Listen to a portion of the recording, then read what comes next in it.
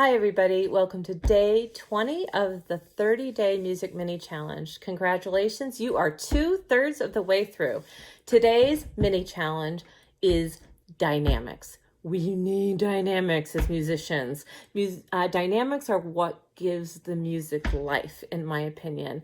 Whether it's just a general dynamic flow where you have crescendi, decrescendi, mezzo, forte, forte, that kind of thing, you know, the general things that we're taught in school, right?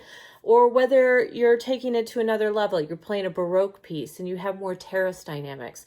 You have a forte and then a piano and then a forte and then a piano. You don't have a lot of these crescendi, decrescendi in between because they really didn't think of that too much at that point. Certainly they had inflection and other kinds of phrasing things, but definitely it was more of a terraced feel with dynamics.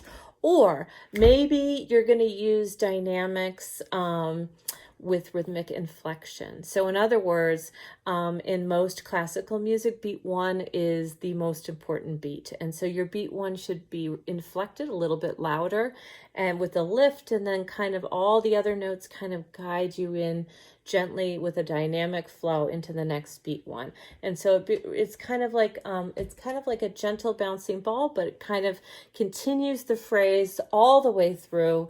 And so you just guide your audience with you, and they're just kind of, if it's done correctly, rhythmic expression can be captivating, absolutely captivating. One of those moments where people just hold their breath and just are just stunned. It can be a really fabulous thing. So whatever that dynamic culture that you're using, or for example, jazz, you're going to that 2, you're going to that 4, you're inflecting in that way, which is a very different kind of inflection. You're going to those off beats, you know, you're creating a certain feel.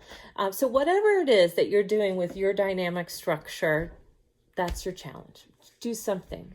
Keep it mini, keep it small, keep it easy, but just think about it. Just do something with dynamics today.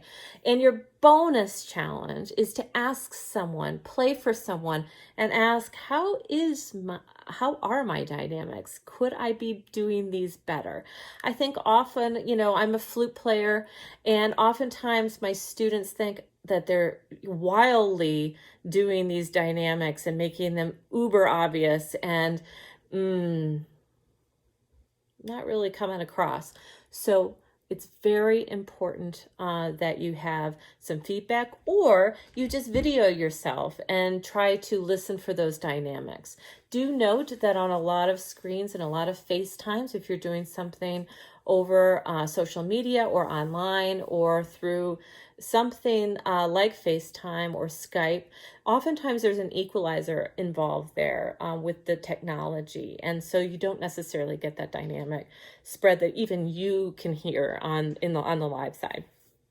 So simply keep that in mind, rather, and please share, inspire others to do the same. Let's keep our community going and do the best we can going into the weekend.